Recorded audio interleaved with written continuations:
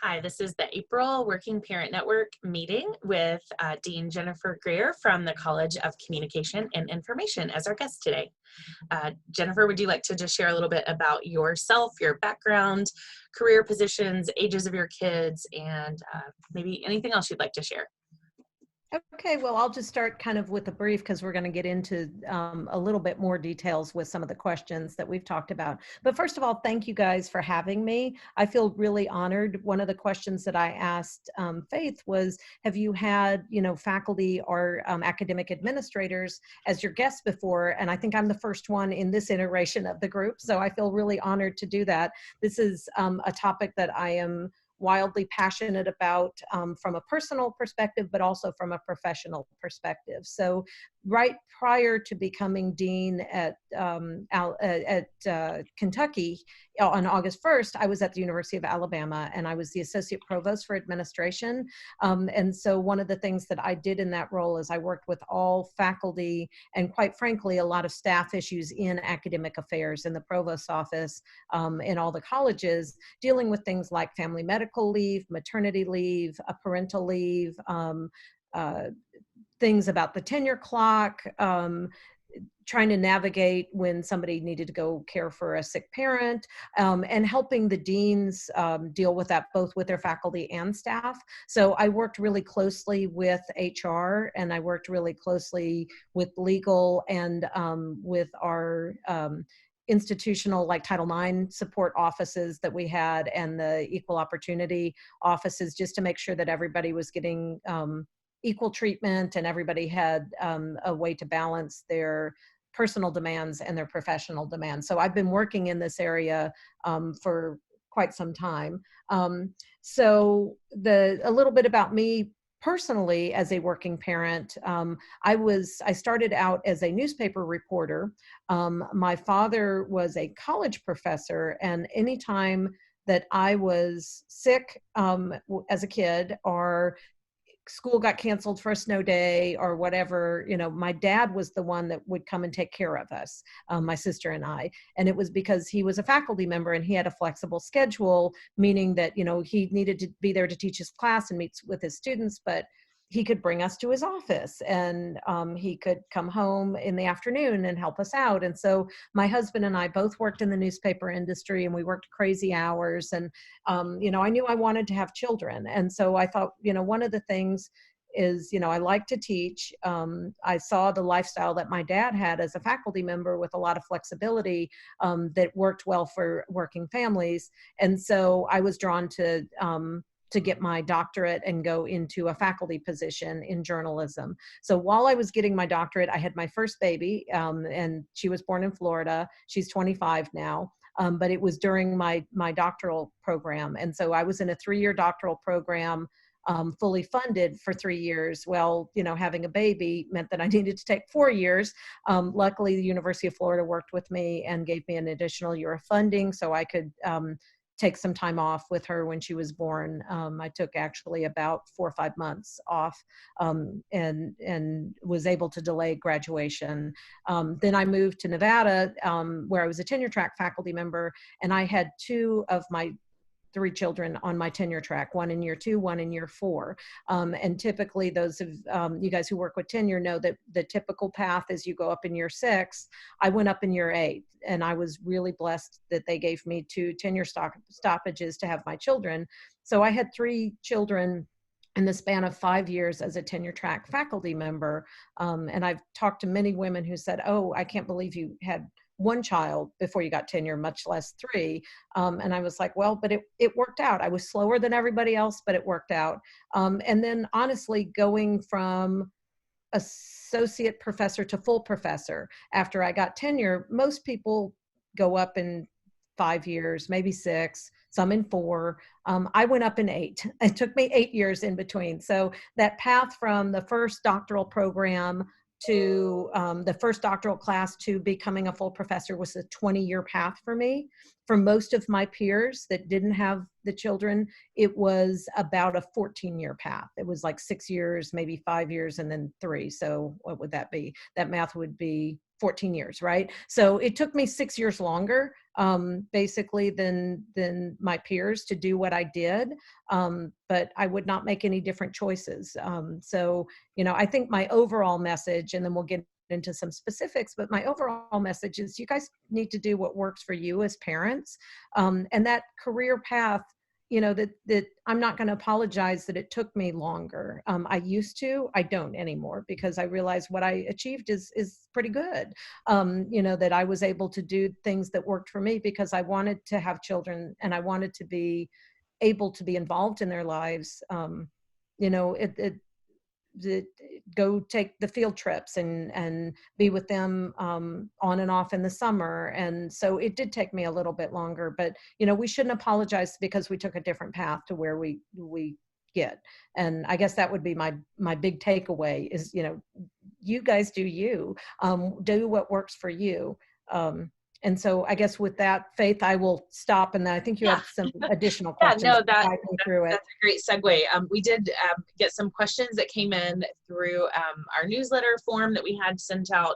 And the first one really leads to kind of what advice would you give to someone who's considering starting that terminal degree while balancing full-time work and parenting? Yeah, I will tell you one of the biggest things. Two of my very close personal friends at Alabama and one at Nevada. I was actually their boss. I was interim dean at Nevada, and our student services coordinator had not finished her. I'm going to just start talking about the undergraduate degree first, and then talk about a terminal degree or a graduate degree. But Sally had not finished her undergraduate degree and was working for me as our student services coordinator. And then at Alabama, the account specialist that I had and the person that I hired as the administrative assistant to the dean when I was interim dean there, they all were working mothers who had not completed their undergraduate degree. And, it was one of those things that I talked to them about first as a boss, that I would be supportive, because all of them, whip smart, just really incredible women who had had started their education, but let that take a back burner while they were raising their kids. And again, you do you, that's what, that's a choice. But, I kept saying, I want you to look ahead for what it's going to be like when the kids are out of high school. And then, the career advancement that maybe now's not the right time for, the job that your ultimate dream job. But after they're out of high school, if you have that degree in hand, and again, in this case, it was the undergraduate degrees that, you get topped out at a university without an undergraduate degree, that you can't move up in the grades.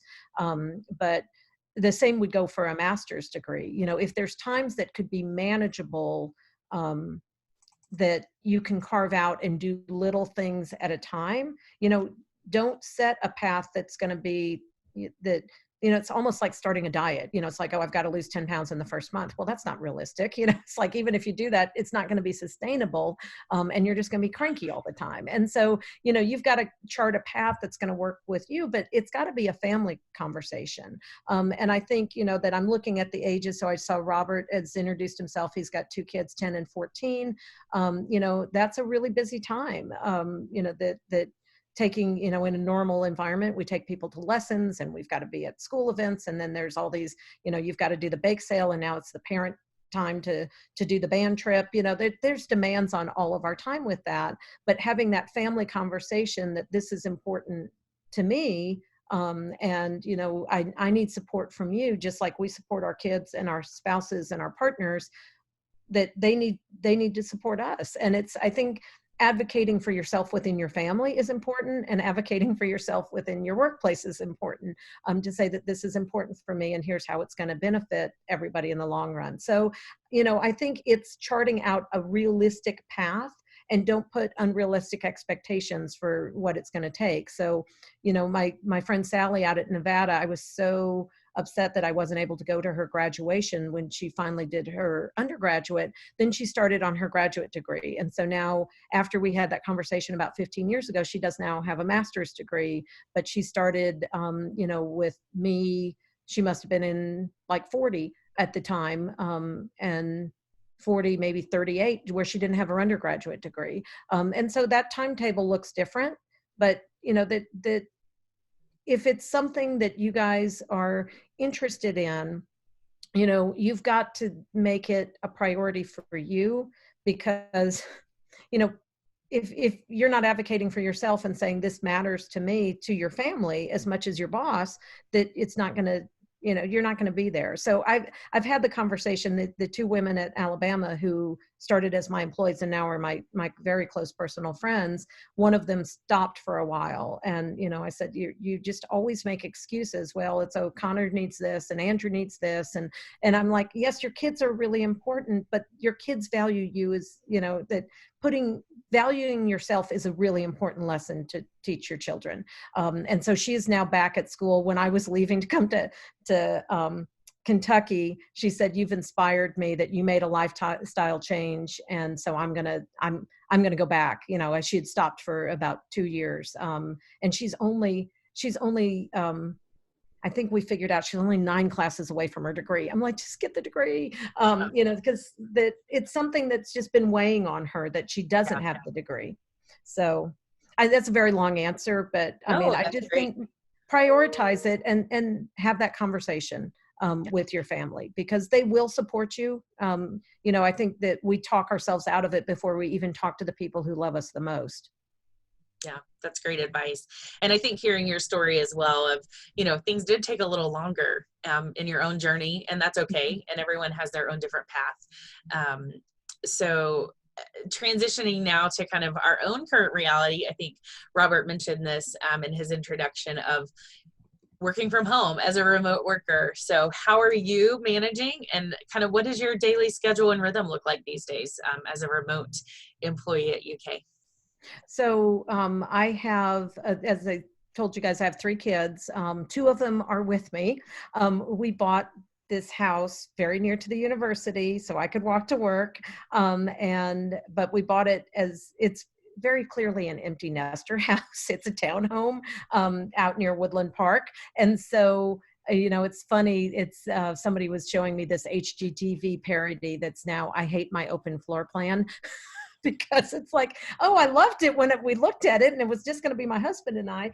But my 19-year-old is home finishing her semester. She's at the University of Montevallo, which is a small liberal arts college in Alabama. And then my middle child is with us as well. She is a senior at the University of Oklahoma, and it's just crushing that she worked so hard. And she was dual majoring in history and ballet performance.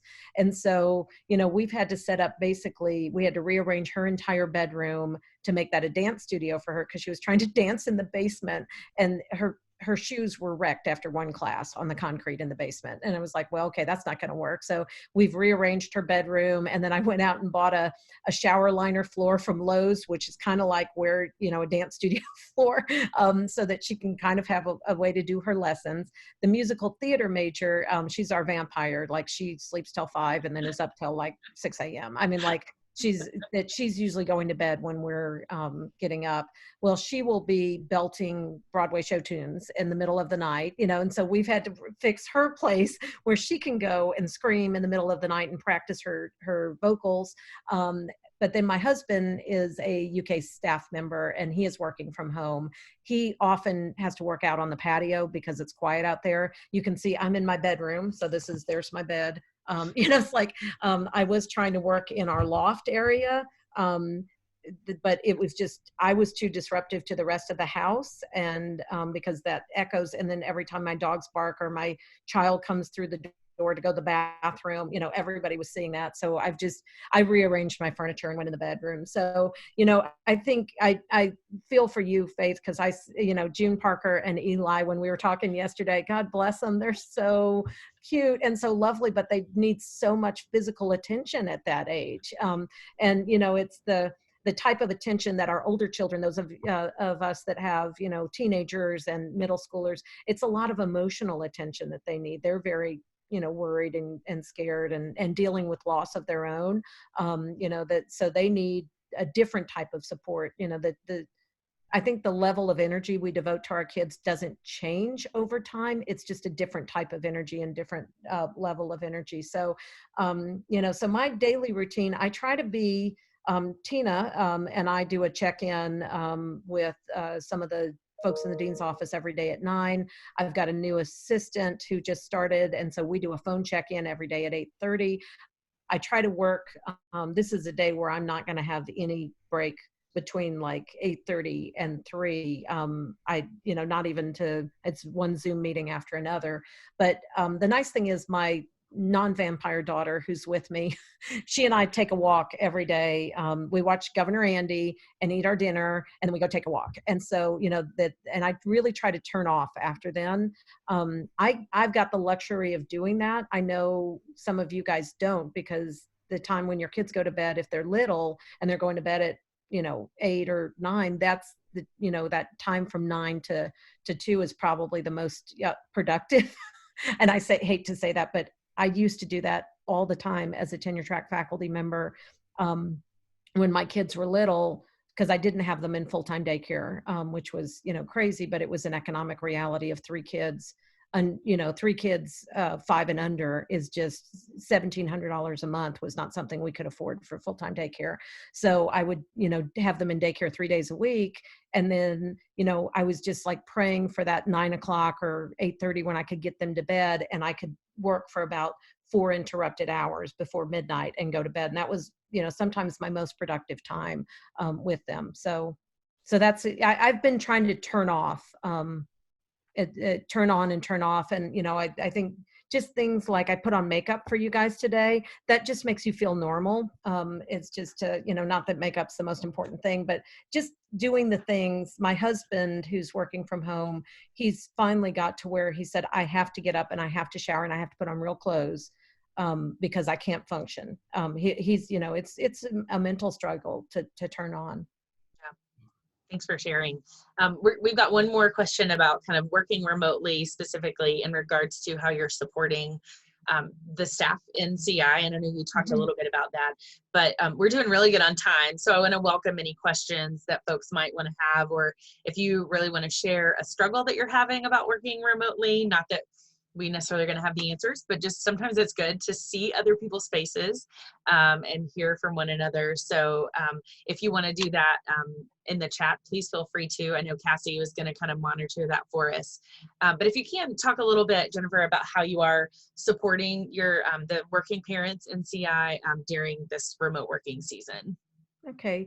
Well, you and I talked about this a little bit yesterday. It's like, oh gosh, I'm not sure I have any answers, because we're all just making it up as we go. I mean, literally. And that anybody who says that they, got it all figured out, they're just, fooling themselves, because we don't. But I think one of the things I will say that I was really proud of our college, that, and especially the college leadership, that one of the things we did on that, I guess it was, there was the Wednesday before spring break when the first announcement came out. And then, then there was the Friday when that HR work from home form came out, and which none of us even really knew that was coming out, from the leadership level. And then, Monday morning we got together and we're like, we've got to figure this out, because, everybody was getting inundated with those forms, and the faculty were, for the most part, they had, because they don't get the paid leave or whatever, but they were kind of gone for spring break. Gone meaning they were working to transition their classes, but they weren't physically in the buildings at that point. And so, we got together as a leadership team and said, okay, what are the plans? And I know, Faith, in your area, Sherry had you guys all together in a meeting at like 8 a.m. Monday saying, okay, how are we going to figure it out? And you guys were pretty much gone by noon on Monday, right? Like, we got computers gone, everything gone, anybody who needed cameras to work from home, so that was kind of that adrenaline rush. But by the time the president got on the phone with the deans on Tuesday morning, that he was like, well, we need to start talking about essential workers and who's going to be remote. And I'm like, we're already remote. we're already gone. Everybody, there was a handful of people in on Tuesday, but we were 100% remote pretty much, mostly Monday, and then the final folks vacated on Tuesday. So I feel really proud as a college, and we have the ability, because of the nature of what we do, it was a little easier for us. We don't have large research labs with chemicals or animals in there that need people to tend to, and so we can work a little bit remotely by the nature of our disciplines. So that said, what we tried to do is, I work most directly with the leadership team in the college. So those are our associate deans and our department chairs, and our, Tina is the chief budget officer, and that I work with them, and, we just kind of talk about what challenges people are having. And, that one of the things with the work from home forms, that the reason why I wanted to have a coordinated response in the college was that it put a lot of the burden on the employee to say, how are you going to figure this out? Right? When you guys got those forms on Friday night, it was like, oh, tell us how you're going to figure this out. I'm like, well, no, we all need to support each other, because we're all going to have challenges. And, that Faith's challenges may look different than Maria's challenges or Rachel's challenges, but everybody's going to have challenges in this. So let's work together as a team to try to figure it out. And so that's why, so our response was, instead of dealing with each one of these forms, let's just have everybody come together and figure out what each team needs. And then as a college, what are some other resources that we can share? And so that's kind of the way that we approached it as a college. I would say, kind of philosophically, when I talk to the leadership, is just basically don't expect as much from your employees. Just like we are with the students. And it's not that we're going easy on people, and we don't want people to work hard and shine, because we definitely do. This is just not the time to be, I don't want to take the hard line. I didn't want to say a cuss word, but to be a hard something. It's not the time to be that. I mean, what it is the time to be kind and supportive, because we have no idea what people are going through. And so I think the big thing that we're trying to do is just open up the lines of communication between our employees and our supervisors. And honestly, some of the areas where we had those challenges before in our college, this has helped, because they're doing daily check-ins, and it's like they didn't do the daily check-ins before. And even in my area, I was guilty of that I wouldn't do a daily check-in with just everybody on my team. How's it going? What are you working on? What can I help you with? Here's what I need help with. And now that we have that routine, it actually has been improving things. And, we've had a couple of challenges where somebody has said, they don't have small kids at home, but, they've got a situation with a partner, and here's what I'm dealing with, and it's private right now. And I'm like, okay, tell us what you need, and, take whatever time that you need. And so, we'll cover you, what needs to be done, and what can we do? And so I think that's just kind of the approach that we've been trying to take with everybody, that, there are times where we can draw the line and the hard line. This is not the time to do that. And that everything that I do takes 3 times longer. It's just, I mean, I know I'm falling behind on things. And it's just because, not only are we dealing with a lot of having the family at home and the physical disruption, there's just a whole lot of emotional weight that is on every single person. I can't even imagine what our healthcare workers are going through right now, that they're on the front line. And, that in some ways that helps, because you feel like, oh, I'm doing something I can help, right? That in a crisis, you want to be in there helping, but just the emotional toll it's just really, really hard. So I think the big thing that I'm trying to do is working with the supervisors is just say, cut everybody a break, and don't read into anything that is coming at you, because, we don't know what these people are going through. We don't, if they don't choose to share, which they don't have to, just assume that they're going through something really tough, and just respond to anything you get with kindness. It's a great life lesson, and a great rule. Respond to anything with kindness. So Yeah. definitely. Anyone have any questions? I don't see anything in the chat, but if you want to share, feel free just to unmute yourself.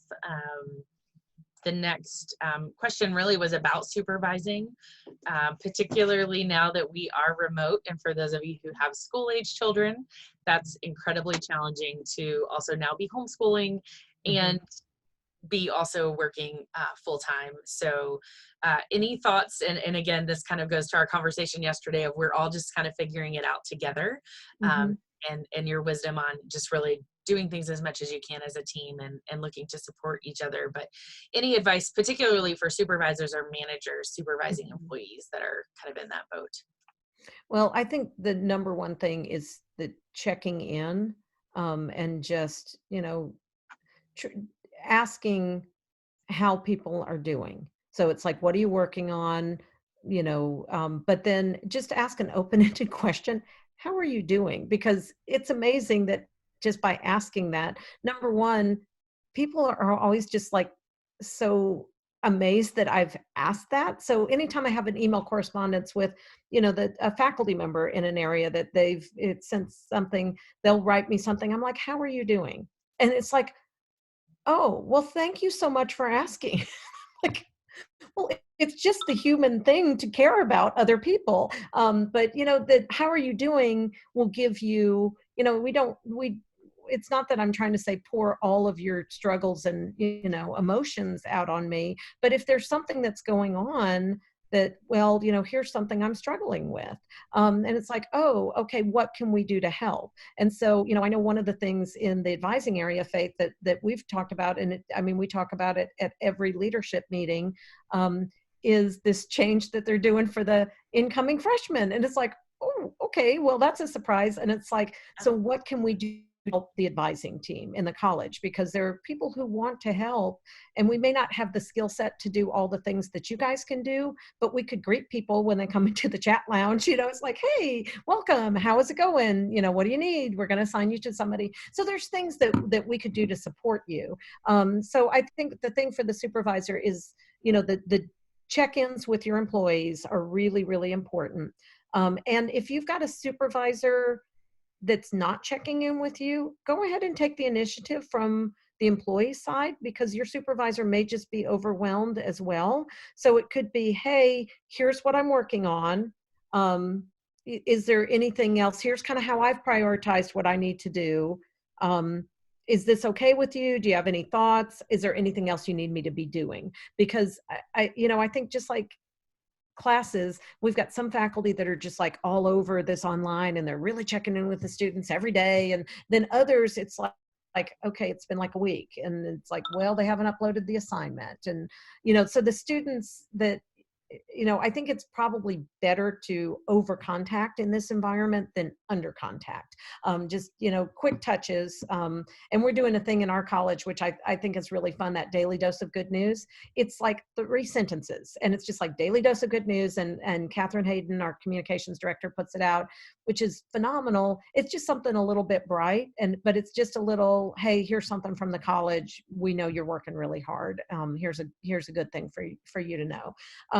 So that would be from the supervisor end, check in. From the employee end, you know, don't overshare if that's not comfortable with you, but it's okay to advocate for yourself, just like, advocating to get your degree. It's okay to advocate for yourself, to say, here are the challenges that I'm having. Here are the priorities, the way that I'm going to set them. That the supervisor always wants a solution, right? So don't come with a problem, come with, here's the challenge, here's my solution, and let them react to it. Because a lot of times I will get stuff just kind of dumped on me. It's like, oh, here's this problem. And it's like, oh, okay. So, and then it sits in my inbox because I'm like, I don't know how to deal with that problem. And, it's not like becoming dean makes you the Wizard of Oz, right? That you're like, oh, I have all the answers now. It's like, no, I don't know what the answers are. So, okay, so what do you suggest? And so, I try to challenge, how can we work together on this? But supervisors always want to have, like, here's my priority. If you're being asked to do too much in the environment that you're in, when you're trying to homeschool your kids and trying to deal with a toddler or whatever, here's what I can get done. And I think I think people are scared, as employees, to advocate for themselves at this time, because they see what happens at other universities, and they're seeing the furloughs and the pay cuts. And I mean, it is a scary time. But there's a way that you can do that and still strike a professional tone, that that I'm able to do 1, 2, 3, and 4 given the constraints of my working environment right now.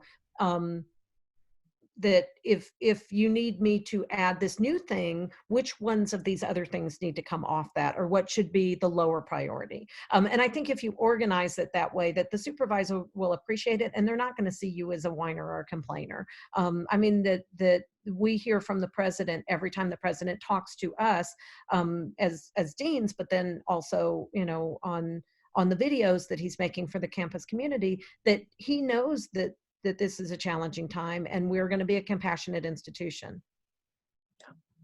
I think that's such a great thing. And those are really great practical tips just to kind of negotiate, here's what I'm able to do. And so how can we make that work? I know there was some comments, which I think you addressed in the chat, just about struggling to get work completed in a timely manner. I know the idea of work-life balance is somewhat of a farce.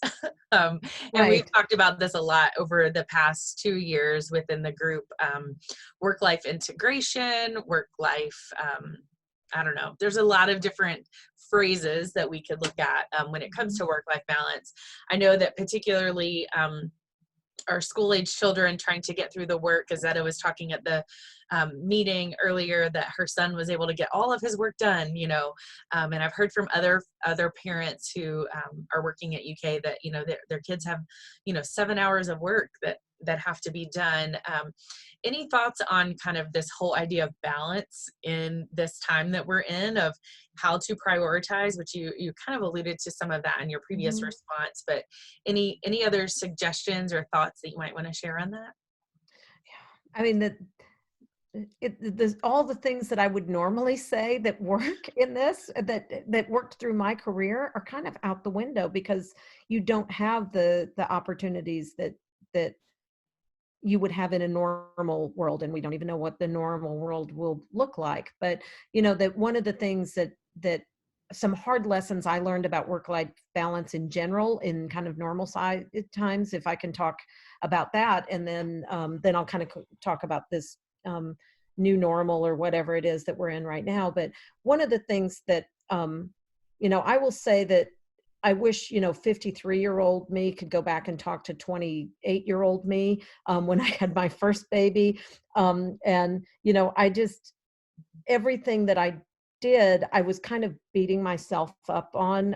I was always my harshest critic of being not a good parent or not a good wife or not a good employee, or, I was just failing at some point. I would walk into pretty much every meeting apologizing. It's like, oh, I'm sorry I'm late. I'm sorry I didn't get this done. I'm sorry this report wasn't very good. I don't want to make a sweeping gender statement, but I do see from the women that I have interacted with and the friends that I have that women sometimes will take on that role of being like, let me apologize for my failures. And that was one thing that I wish I would just, could go back and say, you know what, I was doing the best I could. There was, and we're all doing the best we can. So we don't need to apologize. That sometimes you apologize just to be polite. But if you come in to a meeting and apologize, it's like, well, I didn't get that done. You know what? Your boss may not have even asked whether you got that done. And now you've just called yourself out to everybody. It's like, look at me, I'm a failure. It's like, they weren't even going to ask about that. And that I think we take ourselves we're harsher on ourselves than our boss would ever be. And I've got an employee that was like apologizing to me, and I'm like, stop apologizing. That nobody is mad about you. But she was really beating herself up about something that didn't get done, and it was like, it's okay. That nobody really expected all of this to be perfect anyhow, especially in this environment. The sorts of things that I used to do was, that I did take the time in the summer, in the time where faculty are quote unquote off. I mean, it basically just means we're not getting paid for the summer, but all the stuff that took the back burner during the school year, like our journal articles, our professional service, our reviews for manuscripts, our judging of contests, the professional service that we were doing with our organizations, that's what we would do in the summer.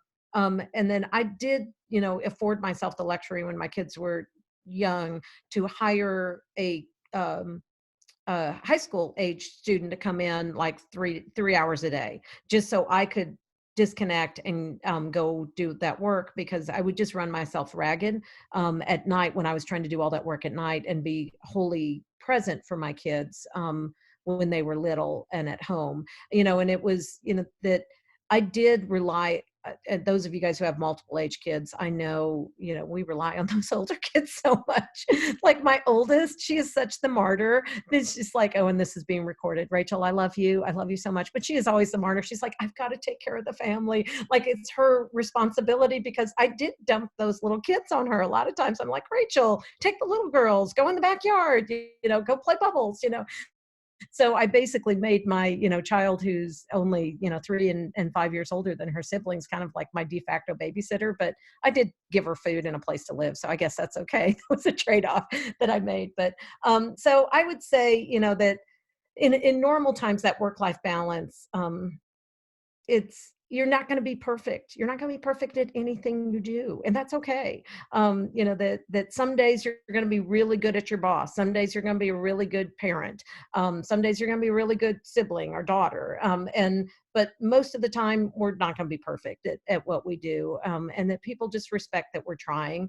In this environment, I think whatever you could do from the work-life balance, I mean, that's kind of a joke right now, but if there is a time where you have the ability to just give yourself 30 minutes of break time where you're not thinking of work and not thinking of the kids, I think that would be huge. And so, I mean, my big guilty pleasure is I have this bathtub, and probably more detail than you guys want, but I've got I just watch Netflix because I got one of those bath trays where I can put my phone and I can watch Netflix. It's an episode of like Schitt's Creek, which is just hilarious. And it's just silly. It's silly fun. And I'm in the bathtub and I've got a glass of wine. And so it's like, if that's 30 minutes where I'm not thinking about work, I'm not thinking about COVID, oh my gosh, and then I'm not thinking about what's going on with my kids and will my kids ever get a job, and, will they be able to finish their degrees or whatever, that I'm just not, that's that time to myself. That's what I would say. I mean, there's no right answers for this right now for you guys, but take 30 minutes for yourself if you can. I know somebody said it was just her and the child. And so, yeah, that there's not another person in the household right now to help. But if there's a way that you can get 30 minutes where that you make that agreement that just give me this 30 minutes of, if the child is old enough. Eli and June Parker do not, 30 minutes doesn't mean anything to them. They don't know what that means. But, a 10-year-old or a 14-year-old does. So, Yeah. Well, thank you so much for all your insight. I think this was really helpful and just encouraging for us to hear. We appreciate your time. I know you've got a busy calendar today with lots of meetings. But just before we go, I just want to open it up if anyone does have any questions. Again, feel free to share them in the chat, or if you want to unmute yourself, unmute your video. And maybe just we can end on what is one thing that you have tried to do to kind of disconnect, and we can just again go around, and if you say I need help, I need ideas, like maybe that's okay too. I think to be transparent and saying this is an area that I am struggling in. I'm with you on the baths and a glass of wine. That is definitely helpful. I think also it's very easy again with little kids. I'm going from my office that's in the corner of my closet, to a laptop, to my phone. And so sometimes when the weather cooperates, we take a family walk and I leave my phone at home. yeah. That's just been my saving grace. So anyone else want to share anything that they've been able to do to kind of have some moments of self-care? We've been exercising. Sometimes I'll go without the kid. Sometimes he'll go with me. Sometimes I'll come back and get him. Or I'll just go for a drive just to get out of the house, get out of the four walls. My office is actually in the middle of my living room because we live in a 5-room house. Plenty big enough for us. However, I usually push everything back to the wall after I'm done working for the day and just put my office away and try not to think about it. But it's hard because I see it when I walk through the living room. So yeah, definitely hard to disconnect, but It's good. I think getting outside and working out, Yeah. going on I drives love is the important. physically putting the office away, which is huge. I mean, because if your computer's sitting there or your phone, the same thing you said, Faith, is just leave the technology behind. Because again, there's very little that's like an emergency right now. I mean, like the whole world is an emergency, but in what we're doing right now, it's like the world is not going to end if we disconnect for 30 minutes or an hour. Right. Mhm. Anyone else have anything they want to share that they're doing or need ideas?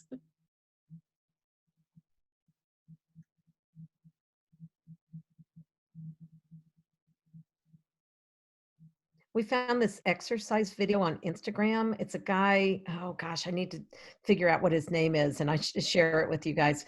It is like this dance party exercise video that he does every day at like 10 o'clock California time. He's out in Los Angeles, but it is like, it's just crazy jumping around and doing grapevines and like and Hannah found it for me. But there was like 6,000 people that are watching this live Instagram thing, and he does it on the weekends at like 3 o'clock our time.